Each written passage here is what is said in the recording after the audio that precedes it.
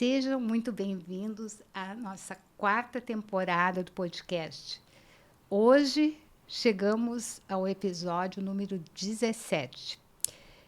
Cada conversa que acontece aqui nos mostra que toda grande trajetória profissional nasce de uma história de vida. E quando a profissão envolve cuidar de pessoas, essa história ganha muito mais significado. Nossa convidada de hoje, ela construiu uma carreira de mais de 25 anos na gestão da saúde, ocupando posições de liderança em importantes instituições, presidindo o Conselho Regional de Administração do Rio Grande do Sul, tornando-se a primeira mulher a presidir o Fórum dos Conselhos e Ordens das Profissões Regulamentadas do Estado. Mas, muito além dos cargos, ela traz uma visão profundamente humana sobre liderança, ética, maternidade, fé e propósito. Hoje, nós vamos conversar sobre o que significa cuidar de pessoas dentro e fora dos hospitais, sobre decisões difíceis, perdas, superações, gestão e coragem de colocar o ser humano sempre no centro das escolhas.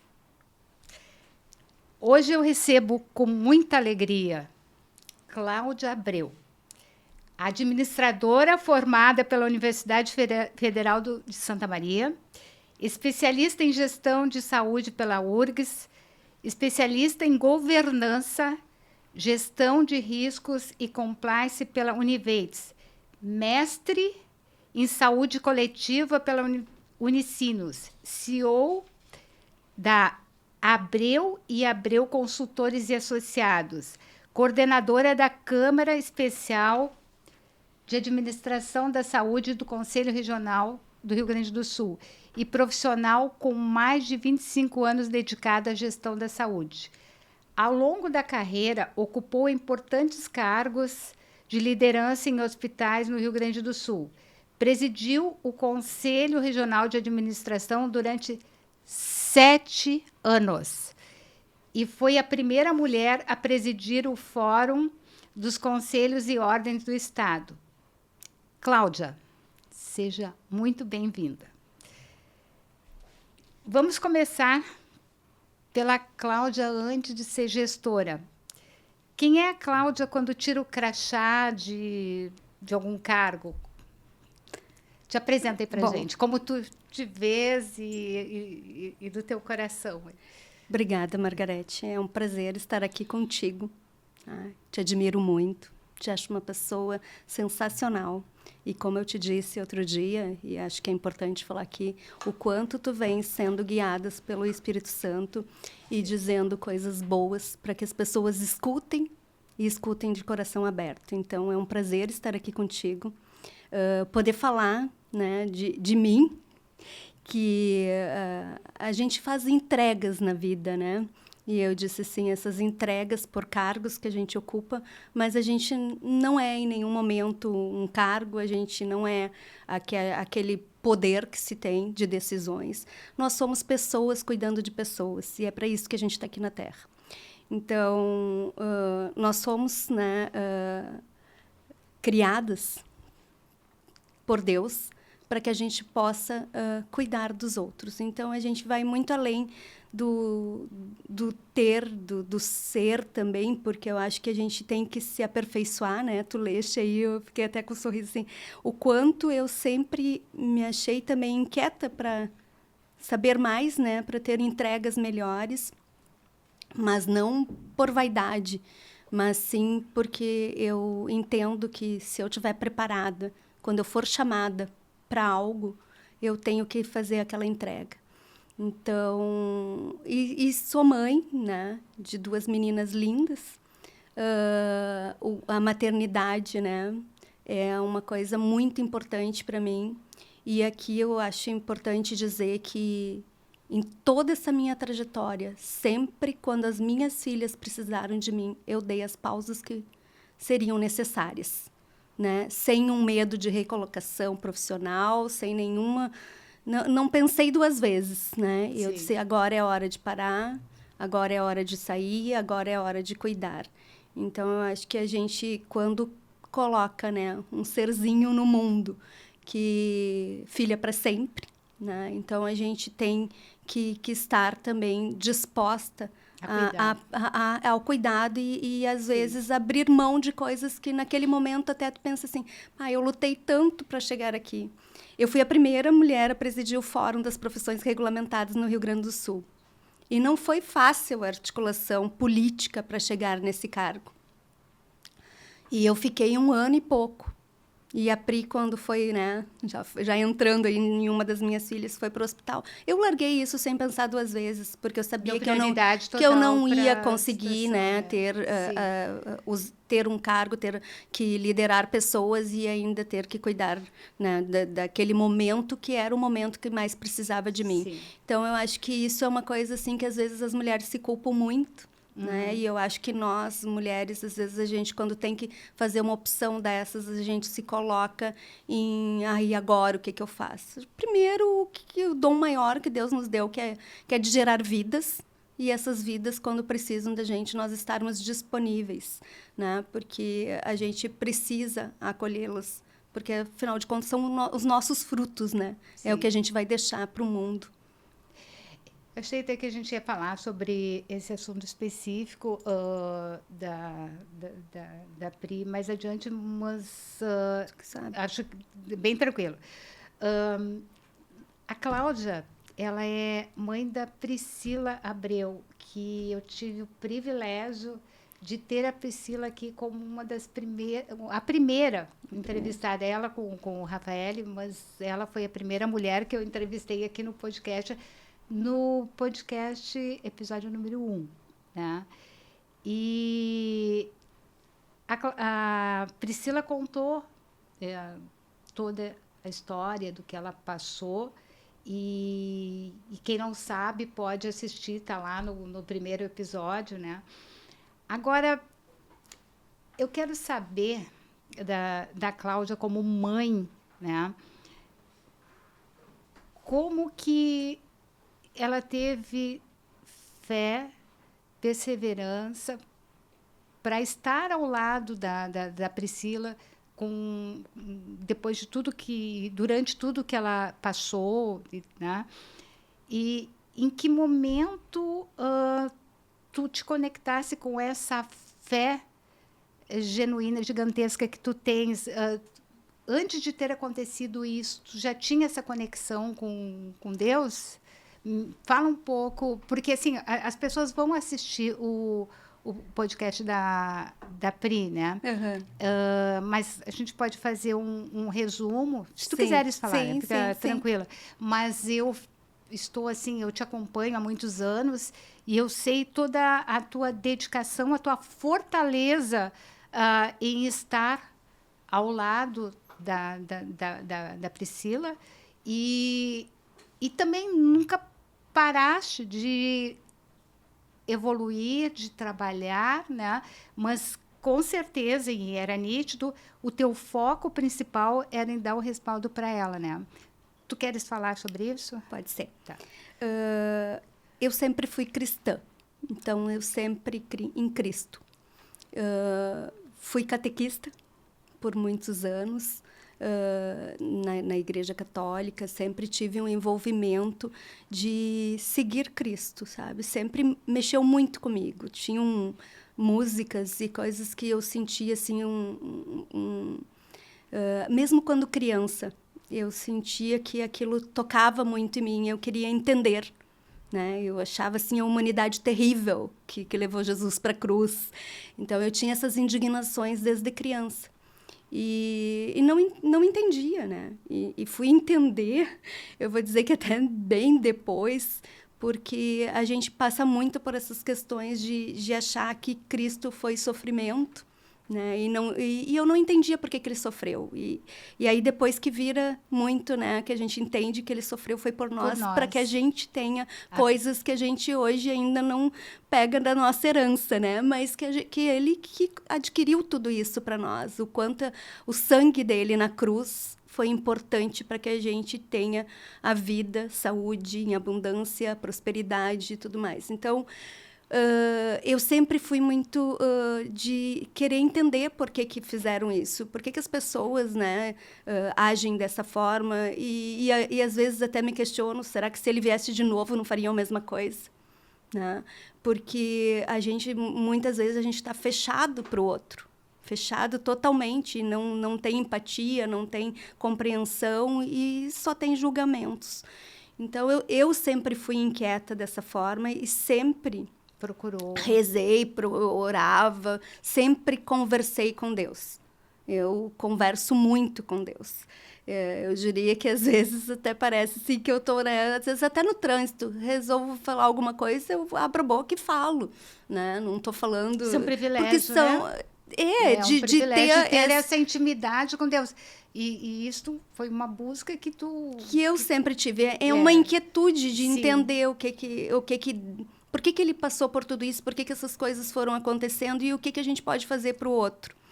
E com isso, às vezes, na sociedade que a gente vive, às vezes eu sou um pouco taxada de ingênua,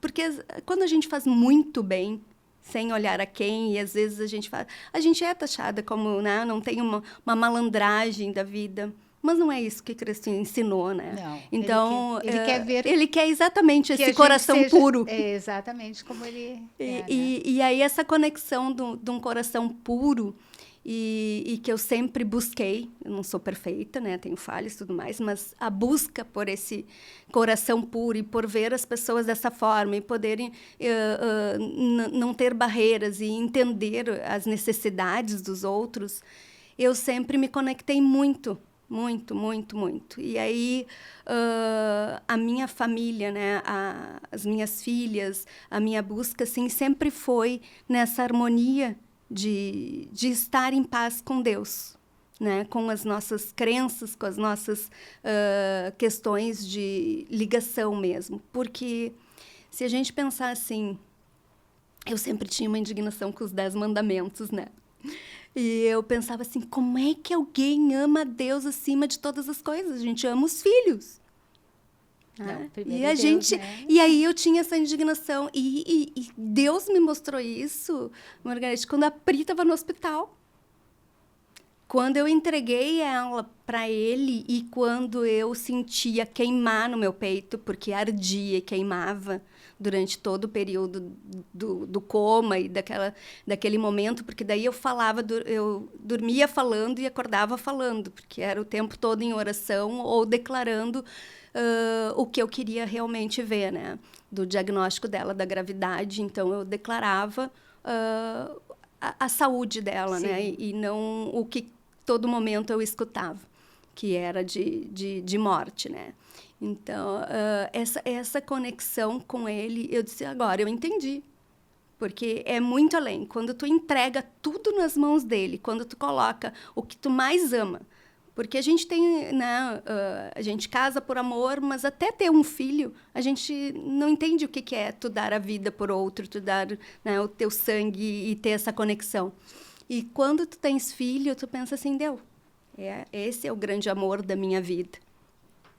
E essa relação com Deus, então, fortaleceu.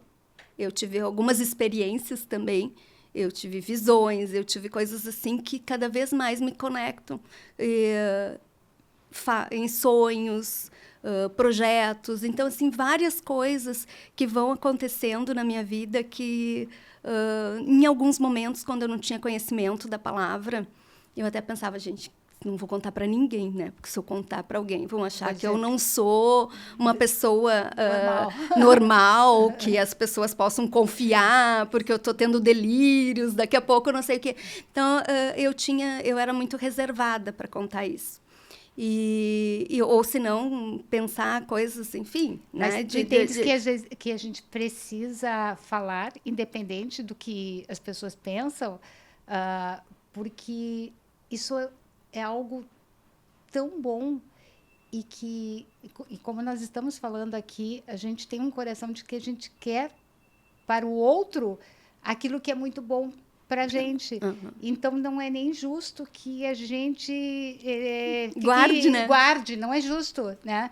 E até por isso, por várias razões, eu pensei em te convidar, mas porque eu quero realmente que tu fale isso para que as pessoas constatem, né?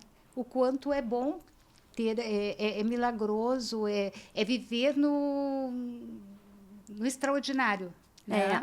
Porque pelas palavras dos médicos, do natural, né? Não teria tido o resultado que teve. E tu sempre teve a convicção de que ia dar tudo certo, né? E tu imagina assim o quanto essa tua fé genuína, verdadeira, independente de qualquer coisa, deu para a Priscila essa coragem dela também fazer a parte dela e graças a Deus ela também é muito conectada com Deus, né? Mas ela, além disso, ver essa mãe, né, largando tudo para estar junto com ela e ela conseguir passar por essa fase, né? Eu vou te dizer que naquela noite, né? Porque eu fui de noite pro hospital com uma malinha para posar com ela, né? Eu imaginei, já fez a cirurgia por vídeo, vou chegar lá, vou pegar minha filha, vamos pro quarto, 2 dias, né? Estaremos em casa de volta. Nunca a gente imagina que vai ter uma gravidade e uma fala incisiva do médico dizendo que não tinha mais nada para fazer. E quando eu cheguei no hospital e o médico dizia assim, eu não vou falar contigo sem o teu marido, tem que estar o pai junto, eu insistindo, né?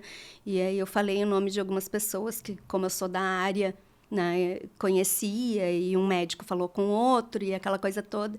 Eu recebi, por ser da área, o convite para entrar no bloco cirúrgico, né? Eu entrei no bloco com a Pri aberta. Meu Deus. Com o intestino, porque ela teve uma isquemia mesentérica, né? Para quem não sabe, tu sabes, mas... E aí o intestino do lado de fora, e eu vi, né? Eu vi todo ele roxo, necrosado, e o médico me mostrou e disse assim, tá vendo agora como não tem mais o que fazer? E eu olhei para ele, toquei nos cabelos da Pri, que ainda tinha cabelo comprido e estava molhado, fiz um carinho na cabeça dela e disse assim, vai ficar tudo bem, Pri. E eu olhei para ele e disse assim, eu não sei o que tu vai fazer. Eu não sei porque eu não sou médica. Mas alguma coisa tu vais fazer. Alguma coisa vai fazer e vai dar certo. Eu não sei o que tu vai fazer. Ele olhou para mim e disse, tipo assim, essa mãe não está entendendo. Eu trouxe ela até aqui dentro, estou mostrando para ela que está tudo necrosado, não tem nada vermelho, que não tinha sinais de sangue, né, em nenhuma parte do intestino. E ele disse assim, é um órgão que não se regenera. E eu disse, eu não sei. Eu saí dali para entrar no bloco cirúrgico, né, a gente põe a roupa do bloco. E eu liguei para minha irmã e caí de joelhos com a roupa do bloco, assim, e chorei e disse para minha irmã, não acredito, né, que eu estou vivendo isso novamente. E aí, naquele momento, assim, que eu disse isso, ela disse assim, não, tu não vai viver isso novamente, né? Tu tem um Deus que está te ouvindo, Cláudia, tu tem uma conexão com Deus, tu fala com ele vai te ouvir, tu és, né, uma autoridade espiritual sobre a vida da tua filha. Foi tu que deu a vida para ela e tu que pode falar, então tu fala com Deus, te conecta e tu vai. Minha irmã no telefone falando isso para mim. E eu, aos prantos, naquele momento, aos prantos, eu comecei a orar e falei, Deus, não, eu não aceito esse tipo de coisa. Tu tens que me dar uma alternativa, Pai. Porque algo tem que ser feito e ela vai ter vida. Eu não coloquei uma filha no mundo para perdê-la. Mais uma, né? E aí, naquele momento, eu aos prantos, acho que talvez aquilo tenha durado alguns minutos, eu não lembro. Mas eu lembro de ter feito a oração. Quando eu levantei, que eu estava de joelhos. Quando eu levantei, já queimava algo no meu peito. Queimava. Ardia, assim. Eu não sei se eu estava tão nervosa que o coração disparava, mas não era o de coração disparando, era algo espiritual. Uau, forte, forte, tava recebendo. E aí eu saí dali e depois disso eu só permaneci naquele estado. Então, após aquilo ali, eu intensifiquei as orações e fui buscar a palavra. E eu lembro que quando eu li na Bíblia sobre a questão da mulher do fluxo de sangue, que encontrou e tocou no manto, e eu pensava assim, Jesus, como é que eu vou tocar no teu manto, né? Eu fazendo as analogias e falando com Deus, né? O que eu faço? E aí eu disse assim, eu tenho fé tanto quanto dessa mulher. Eu tenho essa fé. Eu tenho convicção que se eu disser para um monte, né, levanta e anda, vai, várias coisas. Eu tenho convicção de tudo isso, que as coisas espirituais estão se movendo. E aí eu comecei a orar e vendo essas passagens, né, todas elas de cura de Cristo, eu me inspirei nelas. E eu não andava de carro sem ter um louvor o tempo todo orando. Então, a gente viveu um momento que eu lembro que todo o tempo que a Pri ficou no hospital, não teve um dia de sol em Porto Alegre. Nossa. Todos os 21 dias foram chuva. Foi no dia 24 de junho, né, de 2018, e aí todos os dias foram chuvosos. E eu disse para a médica na UTI, o dia que ela acordar do coma vai ter sol. E aí a médica disse assim, o dia que ela acordou do coma tinha sol. Tinha sol. E aí a médica me disse assim... Mas a Pri tem muita luz. Aí a médica me disse assim, como é que tu disse isso? Hoje, quando eu olhei e tinha sol, eu pensei, vou lá, aquela menina vai acordar do coma. E acordou. E acordou. E quando ela estava em dificuldade ali também de acordar do coma, e eu fiquei de mão com ela, né? Porque a parte da extubação também, eu disse assim, calma, eu tô aqui. E aí todo mundo dizia assim, tu não quer sair de perto, né? Os batimentos cardíacos foram lá a 160, né? E aí toda aquela gente ali em volta, preparados para uma parada cardíaca. Eu disse, não, coração voltando, os batimentos normal, em nome de Jesus. E as coisas acontecendo. E as coisas acontecendo, sabe? Uma série de coisas. Foram muitos milagres. Muitos, muitos na vida da Pri, assim. Porque toda vez que a gente escutava algo negativo do corpo dela, nós declarávamos o que nós queríamos ver. Sim. O que a gente entendia. E a minha irmã dizia assim para mim, me mandou um monte de fotos de intestino saudável e dizia assim, olha para essas fotos e pensa nessas fotos. Não no que tu viu lá junto com o médico. E eu falei assim, é impossível o meu cérebro não deletar o que eu vi, porque o que eu vi foi forte. Mas de tanto eu olhar as fotos, né? E a gente tinha o grupo ali das fotos e das coisas que a gente ia declarando de transformação na vida da Pri. E aí, num sonho, Margarete, de quando a Pri ainda estava no coma, eu vi ela descendo as escadas lá de casa, de salto fino, correndo, como ela fazia sempre. Do jeito que ela fazia. E aí eu disse no outro dia para minhas irmãs, ela vai voltar a fazer aquilo, do jeito que ela tinha, o estilo de vida dela. E aí o pessoal dizia assim... Não sei, Cláudia, aceita, né? Porque se ficar com bolsa, se ficar não sei o quê, se fizer... Eu falei, não, gente, eu já vi. Deus me mostrou lá na frente e ela vai ficar como era lá na frente. Então, assim, depois de ver a Pri, né, em alguns eventos, em algumas coisas de salto fino, eu digo, eu só olho e agradeço. Porque eu digo assim, é a visão que eu tive. Sim. Ela ainda não corre do jeito que eu vi correndo as escadas, jeito, né? Mas corre de outro jeito e tá tudo certo. Mas ela tá eventos e liderando, perfeita, né? Perfeita. A gente te ouvindo falar tudo isso, né, dessa tua fé, da espiritualidade, isso tem muito mais peso porque tu estás dando um testemunho justamente na área da saúde. E é nesta área que, pelo natural, a Cláudia tem muito conhecimento, muita formação, muita experiência, né? Então, assim, vamos ver se a gente consegue... Como que, para ti, começou esse despertar, essa vontade de te ligar à área da saúde, né? Porque foi algo assim que tu foi fazendo e tal. Daqui a pouco tu te deparaste com um milagre que foi totalmente confrontado com o conhecimento que tu tens, né? Tu tens, né? Então, para um leigo, enxergar o que o médico te mostrou e não entender, talvez, totalmente o que aquilo significava, algo. Mas, para ti, que já estava muito inserida na área da saúde, mesmo que seja na parte administrativa, mas para que tu acaba tendo muita conexão com a saúde de uma forma geral, e dava para te entender. Quando que para ti despertou essa vontade de administrar a área da saúde? Eu vou ter que confessar que eu não queria. Porque, assim, meu pai era da área da saúde.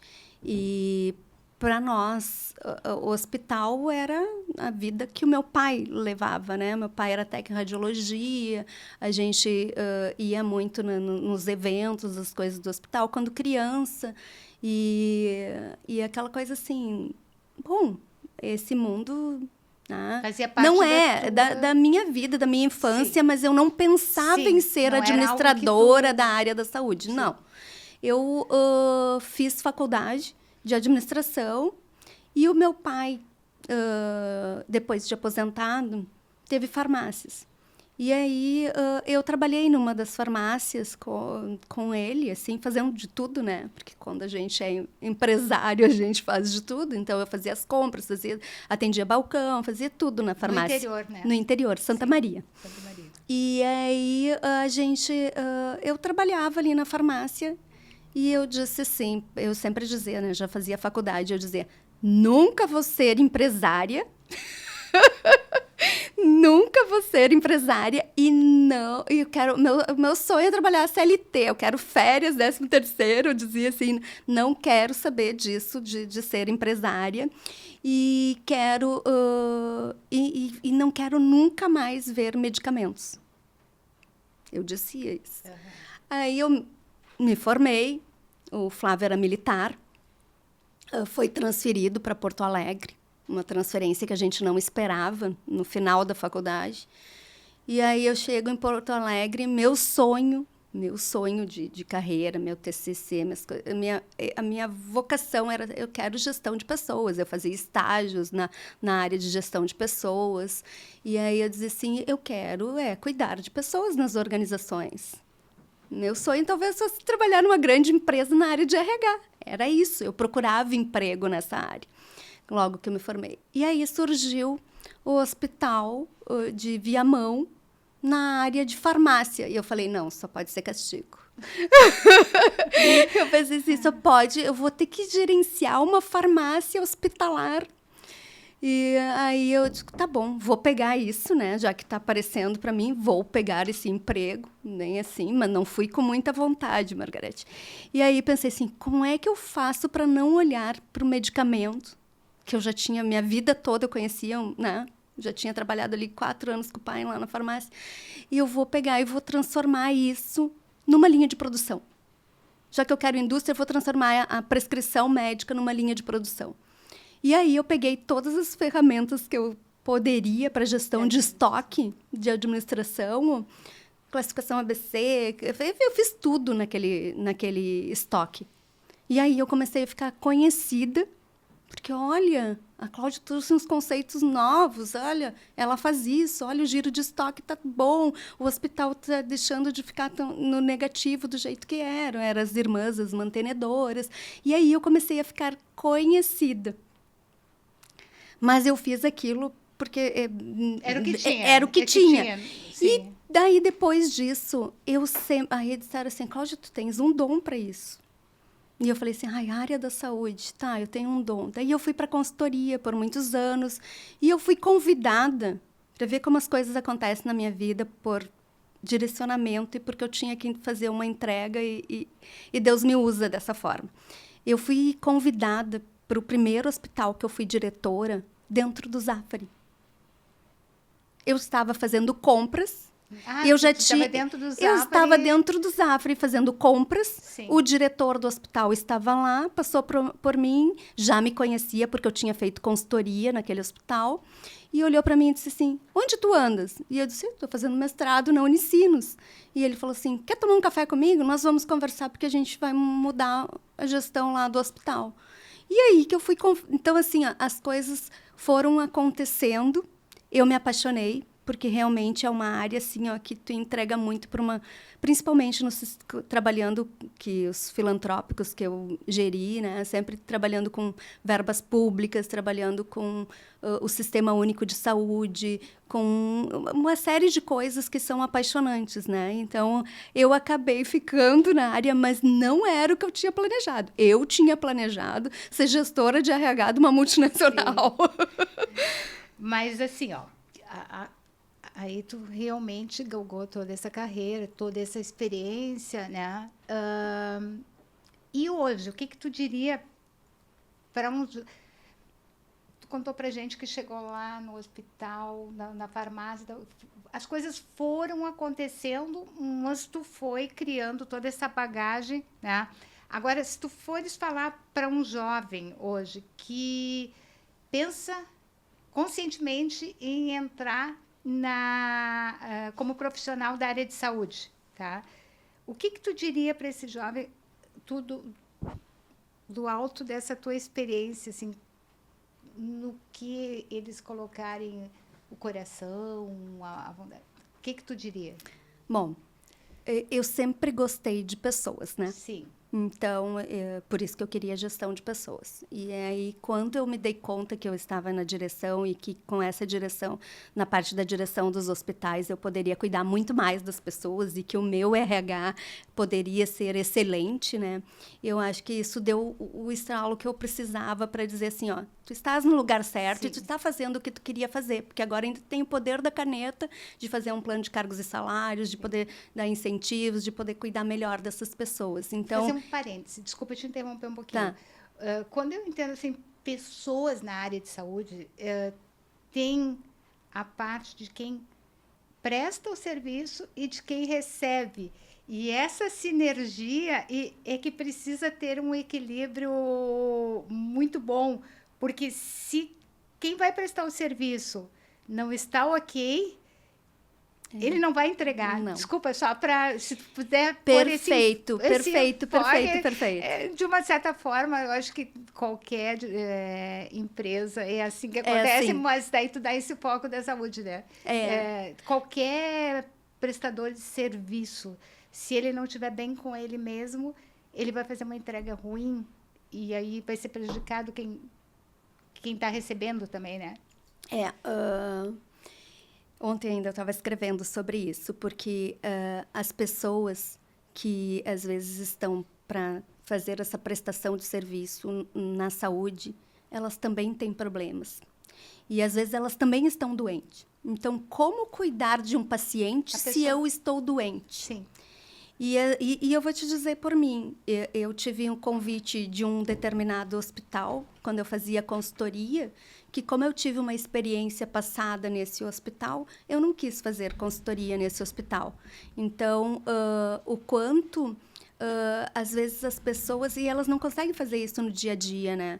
Porque se eu tenho um determinado problema, né? E a gente tem situações adversas na nossa vida o tempo todo... Como é que eu vou estar bem para cuidar do outro se eu não estou sendo cuidada? Sim. Ou se eu estou sob pressão, né? Aí a margem de erro aumenta muito. Mais ainda. Muito, porque as pessoas pressionadas e infelizes, elas não vão fazer entregas mesquinhas. né? Porque aí elas se poupam, elas não querem entregar, elas estão chateadas e elas têm, às vezes, direito ou não, né? Porque eu sempre digo para as minhas são equipes... seres humanos, né? Né? Direito ou não, ou pede para sair, né? Como a gente Sim. diz assim, mas às vezes elas não têm opções de sair. Às vezes a questão é a gente criar o ambiente adequado, né? Então, o quanto essas pessoas precisam ser olhadas. Existem livros aí, Quem Cuida do Cuidador, e coisas nesse sentido, do quanto a gente precisa olhar para essas pessoas que cuidam de outras pessoas. Porque ninguém fica bem o tempo todo, ninguém é feliz o tempo todo, ninguém, né? A vida das redes sociais, ela não é 100% real o tempo todo. Exatamente. Então, as pessoas precisam entender que o outro... Eu tenho uma grande mania, eu vou dizer, quando das minhas equipes, eu sempre cumprimento todo mundo e olho nos olhos, né? E eu acho que quando eu me conecto do olhar no olho... fazer isso, né, Michele? Quando eu me conecto do olhar no olho, eu sei quando a pessoa não está bem. Sim. E aí dá para te puxar assim pelo braço e dizer assim, vem cá, o que aconteceu contigo? Vamos resolver. Aí as pessoas saem aliviadas, né? Às vezes é contar o que aconteceu naquela noite, ou enfim, mas elas saem aliviadas para ir lá e darem o seu melhor. O quanto... Ou às vezes dizer assim, olha só, tenta fazer, eu estou aqui do teu lado, e se errar, a gente errou juntas, mas vai lá e faz. Vamos tentar. Porque, de certa forma, foi isso também que eu disse para o médico, tá? Quando ele me mostrou o celular dele todo cheio de provas, que era para eu não processá-lo, né? Eu disse para ele, guarda esse teu celular. Eu não estou falando, eu detesto judicialização da saúde, eu estou falando aqui em vida. Né? Então, o quantas vezes as pessoas estão armadas, né? Para não sofrerem uma penalidade, elas acabam se justificando disso. E a gente tem que ser leve. E a gente não consegue ser leve o tempo todo. Às vezes, eu também, como, né, liderança, não vou estar bem num determinado momento e vou precisar que alguém me traga um cafezinho melhor, ou uma acolhida que também vai fazer o meu coração ficar mais... calmo para poder fazer uma entrega melhor. Mas eu acho que o importante é a gente olhar para as pessoas.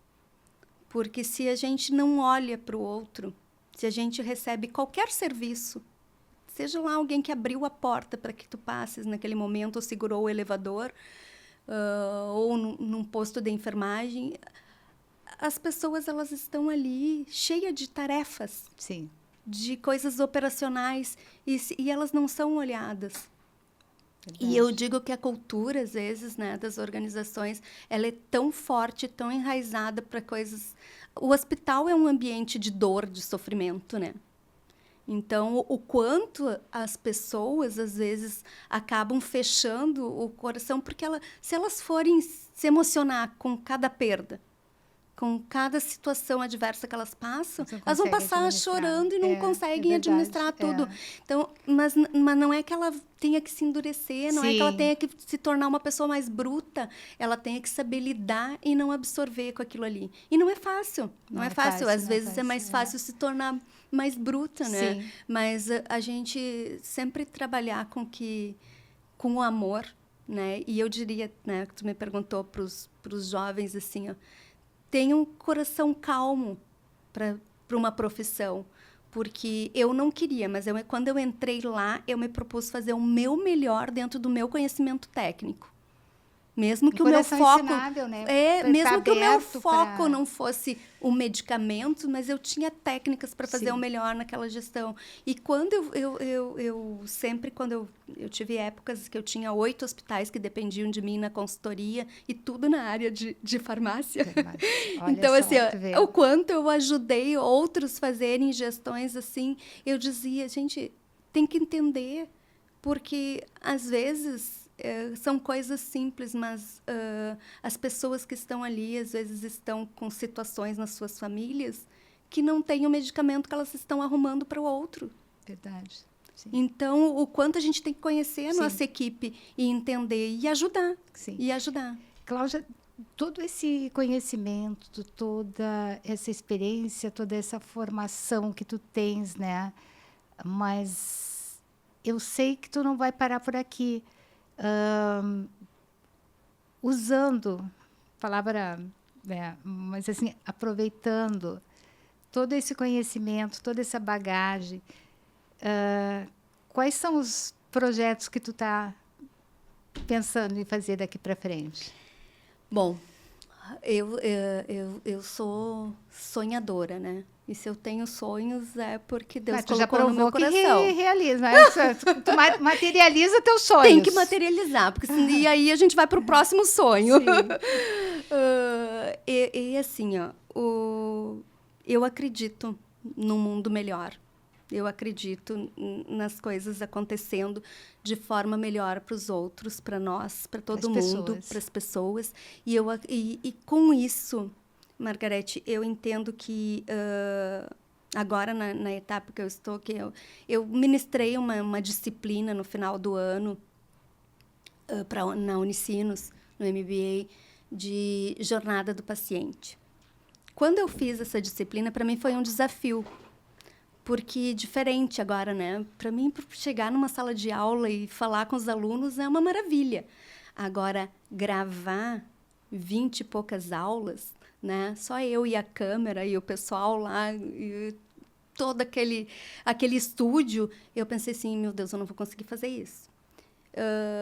E aí eu comecei a estudar muito sobre a jornada do paciente. Já era uma coisa que eu já estudava sobre deshospitalização, mas eu comecei a estudar a jornada do paciente. E aí, um dia lá estudando, eu disse, tá bom, já me dei conta, né? Que é mais uma capacitação, não é só sobre o que eu vou entregar, é o que eu estou me preparando. Sim, o próximo passo. Próximo passo. E eu sempre enfrento, assim, sabe, as coisas que vêm acontecendo na minha jornada também, o que eu ganho de oportunidades. Eu não disse não, eu poderia ter dito não, né? Não, gravar aulas, não, eu não vou gravar aulas, eu sou professora de sala de aula. Sim. Poderia ter dito isso, mas não, eu digo, tá bom, eu vou me desafiar a gravar as aulas e fazer o meu melhor. E fiz alguns podcasts também dentro da disciplina.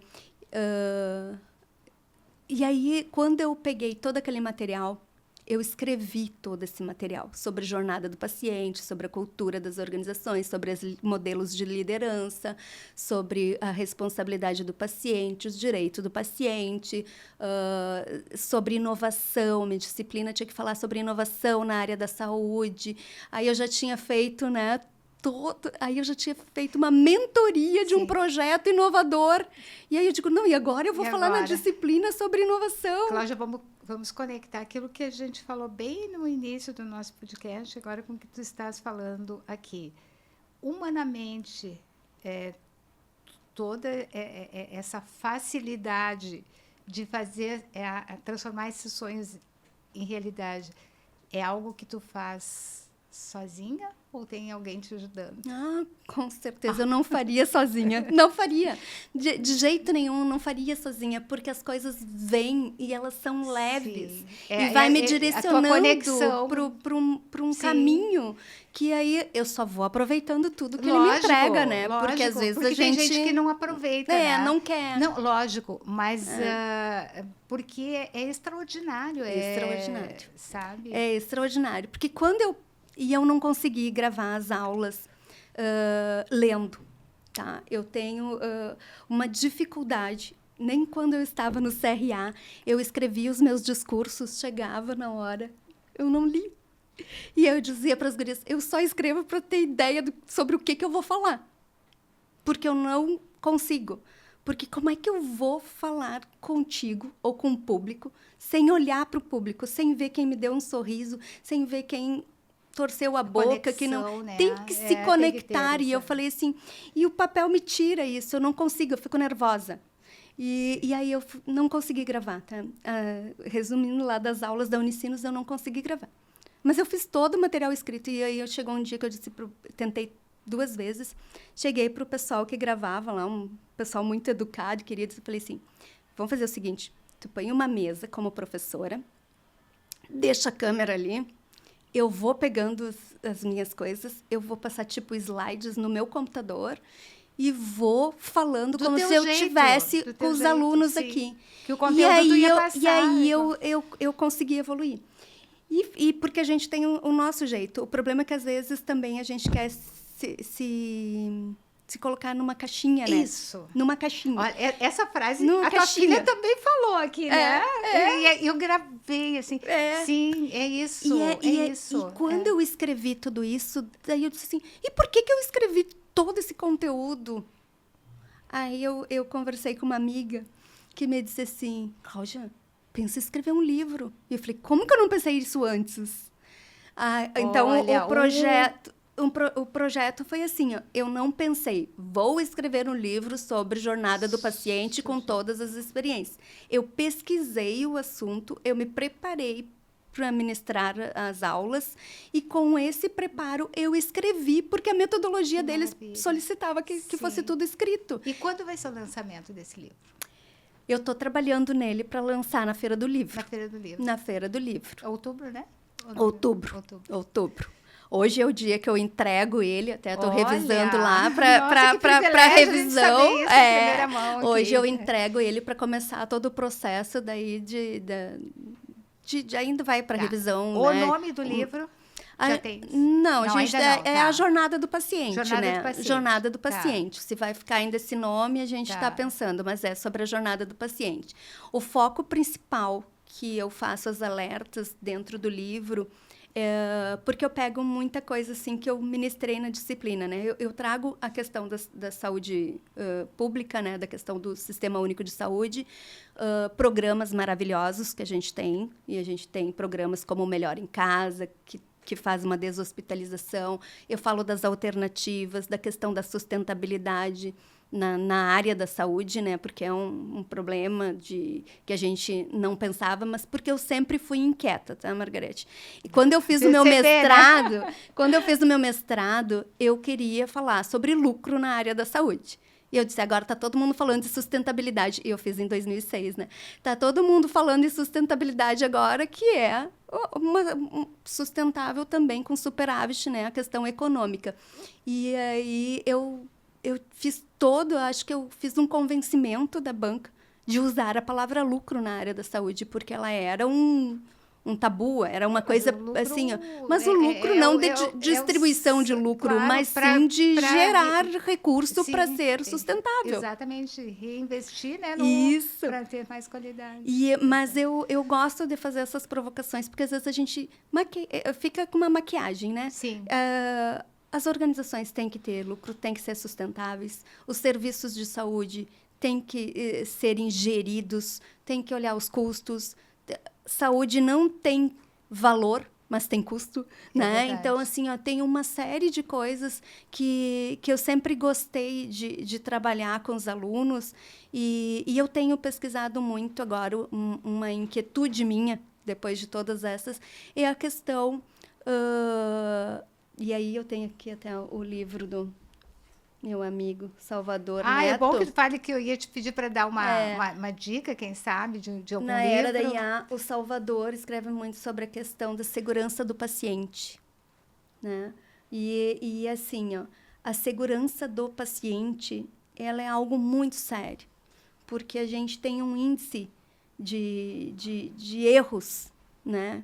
Erros de medicações. Que custam as vidas. Que custam a vida. A vida da pessoa. Custam a vida. A Pri, né, num determinado hospital, usar uma medicação que não era compatível com outra na mesma via, né, que poderia cristalizar a medicação e aí na corrente sanguínea um cristal é um vidro, né? Sim. E aí eu lembro que eu disse para ela, já sabemos que fizeram isso, agora nós vamos nos posicionar e vamos orar. Não vai acontecer nada disso contigo. Mas aconteceram vários erros. E aí eu fico agora nessa inquietude, assim, a minha mais nova está estudando para o vestibular de medicina, né? E tem 18 anos. E a Pri, com tudo isso, eu falo, gente, a importância disso. A importância também da irmã dela, do que vai levar sendo uma futura médica. E eu disse assim, a importância da gente ter a vida da outra pessoa nas nossas mãos, então nós não podemos errar. Não pode errar. Nós não podemos errar. E quando tu te coloca como paciente ou familiar de paciente que conhece o processo, são os mais chatos, né? O pessoal do hospital já diz assim, ó, são os mais chatos para serem atendidos. Mas porque sabem o processo. E aí, assim, ó, como é que eu vou deixar que isso não seja passado para outras vidas? Eu não posso guardar isso só para mim. Então, a minha inquietude agora e de fazer esse livro é para também criar essas alertas, né, para dizer, gente, vamos cuidar mais do que a gente está fazendo e como a gente pode cuidar. E eu acredito que a gente pode cuidar envolvendo o paciente na jornada do cuidado. Porque quem melhor que o próprio paciente, tendo conhecimento, eu não posso usar esse medicamento junto com esse. A equipe tende a errar. Opa, não, esse com o outro eu tenho conhecimento, não vai usar em mim. Então, eu acho que se eu capacitar o tomador do serviço, mas facilita. Facilita muito. Talvez, teve uma vez que a Pri, chorando até num hospital, me disse assim, mãe, como eu queria ser só paciente. Né? Num determinado momento, assim, de nível de estresse, né? Porque ter que estar cuidando, só deixar ser cuidada. Só deixar ser cuidada. E aí, eu disse assim, não dá. Não dá. Isso tu pode fazer lá em casa, né? Mas aqui não dá. Olha só. Porque a gente precisa ficar cuidando e a gente precisa orientar. E não é por falta de treinamento. Estás dando para os nossos ouvintes, né? A gente tem que entender qual a patologia que a gente tem, o que não pode fazer. Muita gente se solta, mas não dá. Não dá. Não é um spa. Não é um spa. Não é um spa. Não é um spa. É um ambiente que está lá, que é de risco. Sim. De grande risco, né? Eu lembro que na pandemia, quando diziam o hospital é um local seguro, né? Eu dizia, gente, tem muito risco. A Organização Mundial de Saúde alerta dos riscos, dos óbitos que não deveriam ocorrer. São 2,6 milhões de pessoas por ano que morrem, que não deveriam morrer. Nossa, que bacana. Então, assim, ó, a gente precisa se indignar com isso, não para se revoltar contra, não para fazer, né, mas para fazer movimentos que pacientes como a Pri crônicos, que têm uma patologia, que precisam ter uma frequência maior, porque se o tempo de permanência é curtinho, é um jogo rápido no hospital, diminui a probabilidade do erro. Agora, se tem mais, né? Se tem um catéter de longa permanência, se tem, né, uma comorbidade, o paciente tem que ser educado para que ele consiga auxiliar. E sinalizar quando perceber que algo não está de acordo. Porque, né? se ele está bem informado e se ele consegue fazer parte desse cuidado, eu acho que isso traz até para a aderência dele no tratamento. Com certeza. Porque eu digo, o pessoal da área da saúde às vezes reclama, o problema é que os pacientes não aderem ao tratamento. Mas como é que eu vou aderir a tomar um copo d'água se eu não sei o grau de benefícios que eu terei com isso, né? Agora, se o paciente souber de tudo que pode, né? Hoje em dia a gente já tem muito mais consciência, né, para o nosso corpo, mas eu acho que ainda a gente precisa pensar nesses pacientes, principalmente os pacientes crônicos, né, que precisam reinternar, e para os idosos também, porque a gente tem uma população envelhecendo, a gente vai ter que pensar no cuidado maior. Sim. A gente tem falta de leitos. Então, no livro também eu abordei isso, né, da questão de alternativas de cuidado, né? Sim. E eu acho que a gente tem que pensar também, de forma crítica, no conceito de leito. Se a gente for olhar a história, né, como é que os médicos cuidavam? Era em casa no início, né? É verdade. Era em casa. O hospital ele foi criado para centralizar o cuidado e ficar mais fácil para os profissionais atenderem, não para as pessoas serem atendidas. Eu acho que está na hora da gente repensar isso, se não é uma hora de voltarmos ao cuidado em casa. Em casa, é verdade. Cláudia, deixa uma aula para a gente aí, quase que um curso de pós-graduação na área da saúde, mas queres deixar uma mensagem, alguma dica, como tua mensagem final aí para as pessoas? Eu vou falar que, assim, ó, eu tenho... Como eu sou inquieta e tu até me perguntaste, né, para eu pensar e trazer o nome de um livro que eu estivesse lendo, eu vou confessar que eu não leio um só o tempo todo. Às vezes eu me foco num, que nem esse aqui tá fininho e li rápido e foi. Sim. Mas às vezes eu começo a ler um técnico e um que é direcionado à palavra de Deus, né? A questões espirituais. E esse aqui é um livro que me traz um desafio muito grande. Ele está marcadinho. Eu já fui até a metade dele, já voltei e vou lendo a língua. Porque a força criativa, né? A força da palavra. Então, o que eu falei aqui, talvez para alguns passe despercebido, mas eu vou reforçar agora. Quando nós tínhamos diagnósticos e situações negativas, a gente não ficava murmurando ou declarando. A gente, de forma alguma, repetia o que os médicos diziam. E não por descrença ou por falta de acreditar na ciência, mas para profetizar e para chamar à existência aquilo que nós queríamos. Então, esse livro, a língua, se a gente tivesse domínio da língua, a Bíblia já nos diz isso, né? Se a gente toda não ia amaldiçoar. Toda vai ser... A gente vai dar conta, né? Vai. Toda. Então, assim... Ó, toda é toda. Toda é toda, não é assim, aquela que eu disse sem querer. Não tem sem querer, né? E aí, então, eu diria assim, ó, cuidar o que está saindo da nossa boca. Porque o que está saindo da nossa boca é o que o nosso coração está cheio. Exatamente. E o que o nosso coração está cheio é o que vai acontecer. Nossa. Porque a gente não... Fortíssimo isso. E aí a gente tem que renovar a mente. E aí a gente tem que se envolver com pessoas que tenham uma espiritualidade para que nos façam crescer. Porque aí a gente consegue evoluir mais ainda. Estou nesse caminho. Eu também. Mas eu digo assim, ó, tanto que o livro ele vai e volta e eu marco ele, eu não consegui terminar. Mas porque eu leio vários. Então, eu acho que essa coisa toda de... Esse aqui já foi mais fácil, né? Como eu gosto de pessoas, do Tiago Brunet, especialista em pessoas, é rapidinho. Esse outro, Inimigos da Alma, que também que foi uma pastora, a Nilda, conta a história das filhas, também foi rápido. Mas o quanto esses que mexem com a gente, às vezes a gente tem que voltar, porque... fechar a boca, se segurar, em vez de amaldiçoar alguém, é fundamental para que a gente tenha uma prosperidade. E eu desejo isso a todos, prosperidade, paz, harmonia, e que sigam o caminho, porque para mim o caminho é Cristo. Cláudia, foi um prazer imenso. Não sei se tu tem ideia da...